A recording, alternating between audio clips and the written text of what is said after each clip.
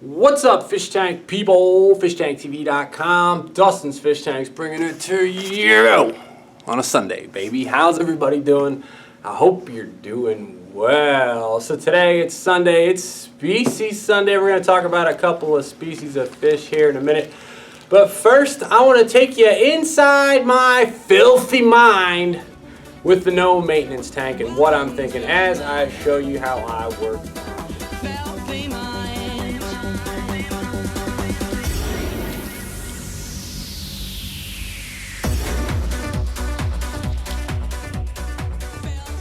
Yes, I'm having an absolute riot with this aquarium. Can you tell by the schoolgirl smile on my face? We just started getting busy with this tank, and as a general rule with aquariums, and maybe with chicks, when you get busy too quick, you get in trouble. We are gonna take our time and slow it down, and I wanna walk you through today kind of the process and what I'm thinking with this aquarium and where I'm trying to go with it. Now look, I'm going slow, and I'm trying to take it easy. And look, as a general rule with aquariums, the slower you go, the more success you're going to have. Adding fish slowly, giving your plants time to grow in or whatever. So this is not an uncommon theme for me. You might recall this young dude who stared at his 220 for 2 years. And yeah, the 220 turned out all right. Same thing with the Fluval B26 I set up. I set that hardscape up and literally just had it sitting empty in the greenhouse, staring at the rocks, staring at the tree, adjusting stuff. I actually came up with a design of adding an additional branch from staring at it for about 10 days. So stopping and staring is actually a really, really good thing, and I think a lot of people try to rush things. The slower you go, the more patient you go, you have a plan, you get away from it, you come back, and it works. So at the 2-week mark, I want to talk about a couple things that I am a little bit nervous about and where I'm going with these fish and kind of how I'm going to add these fish to this aquarium. Well, the first thing is this. These rocks were collected on the side of the road near Asheville, North Carolina. And if I told you the exact location, I would have to kill you. I'm a little nervous about the rocks containing too much iron or something that is going to kill the fish. I'm not really worried about iron because I've dosed ridiculous amounts of iron into my aquariums in the past and never killed any fish. But they are rocks pulled from nature, so there is a little bit of caution that should be used. So I'm only going to add a few cheap fish to start. Let's talk about what our goals are with the fish. Well, first, in the words of Mike D from Imperial Tropicals, we want bulletproof fish, okay? These are going to be in a no-maintenance tank. I am not here every day. I do not watch this tank every day. I want to make sure it's something that they can handle the abuse of whatever may or may not happen in this aquarium, whether it's lack of feeding, too much feeding, who knows what happens. Somebody could throw something in the tank. I'm not here. So we want bulletproof fish. The other thing is that the fish that were in here previously were angelfish. One was an angelfish, an Nanai angel from Peru, and this fish was actually super duper skittish, may not have been fed enough, and then a couple of neons. Well, you hardly ever saw these fish. So the patients would come in, the young kids would come in, and they'd just be constantly looking for the fish. Fish were scared to death. So what we want to do is we want to get some fish that are going to be out, going to be active, going to be swimming right in the front, and there's a lot of options we can go with for that. However, the other part of it is this. I want to have something that's going to go with the design. And this is the part that I'm kind of struggling with, and I'm looking forward to seeing how it works today.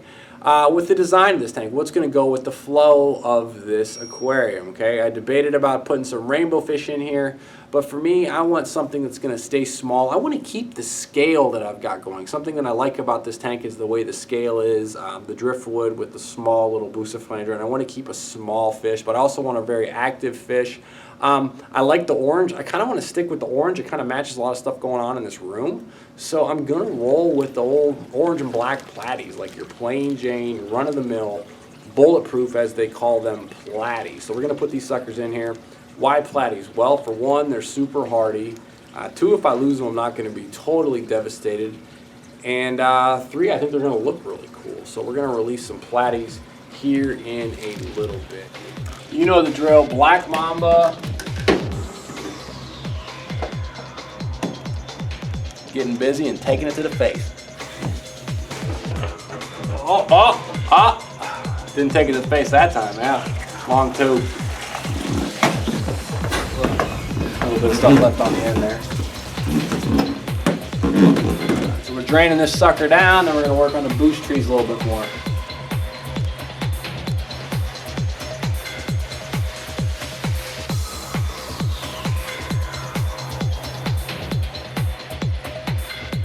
unplug the FX4.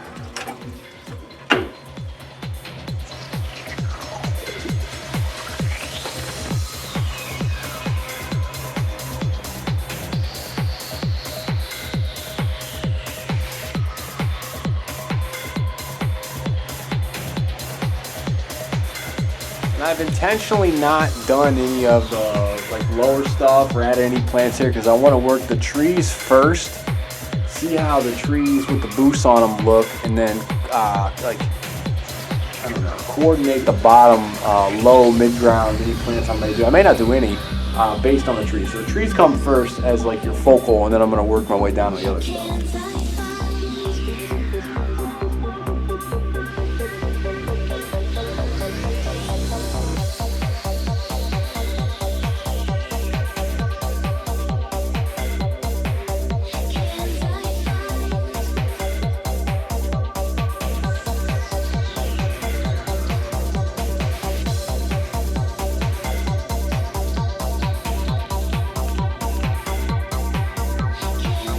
I don't typically recommend pouring the water from the bag into the tank, but oh well. I got an FX4 on here, I'll be alright. Go big dude. Go big man, yeah! Little dude's first in! Who's next? What's up? Yeah, you're in! You got a new home, guys! You got a new home! You got a new home! You're loving it! You're loving it!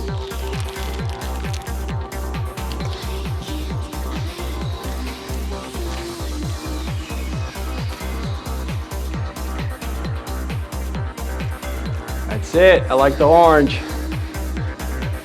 Orange pops.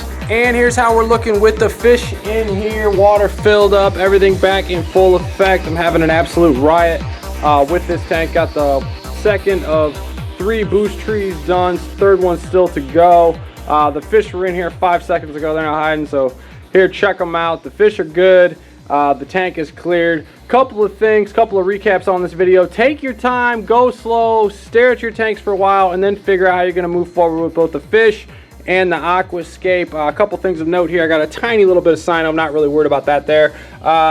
Been about 2-week mark, got new growth on the baby tier, so I'm going to come in here and hack this all down. That'll pop up back through, so that's a good sign. Still working on the trees as my focus, though. The trees are going to be the focus first. Then after that, I'm going to very, very minimally, I'm going to soften all in through here, maybe with some slight different varieties of plants. I've got this Juncus rippens or whatever. I've got some sag. So I might put a little bit of stuff in here, but I'm going to keep it real low because I like the real low. I want the trees to be the powerful part of the aquascape. And then I've seen these guppies, these platies in here. They're doing well. I need about, I don't know, 3 times more of them. So we're definitely going to be adding more of those and just having fun in this aquarium. Folks, if you like what I'm doing, subscribe, click the button somewhere around here. Let me know what you think about this tank. Click the links all around at the end of this video. Check out the progression of this tank and how I work through it. It's a really good time. Yeah, I want to set up another one right next to it. I don't know if I'm allowed or not, but whatever. So yeah, if you like what I'm doing, subscribe. Have a fabulous freaking week and tank on, everybody. Later!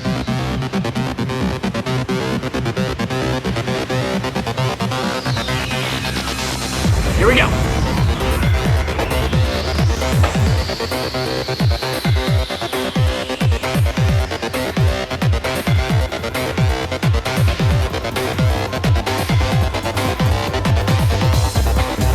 First things first is removal of the fish. Not too many fish in here, not really worried about it, but you're going to go in this gigantic bag, use the biggest bag you can get your hands on for the most oxygen. You're going to have your fish put away for a long time. Do not feed them. These guys haven't been fed them forever. I feel kind of bad, but they'll be alright. They'll be pooping in the bag. Lots of air in the bag. You know, whole deal, get it aired up. Or just use a bucket, cover it, and put them somewhere dark and safe, out of the hell way. And yeah, I'm going to take these suckers out right now, and then we're going to start draining it. Here we go.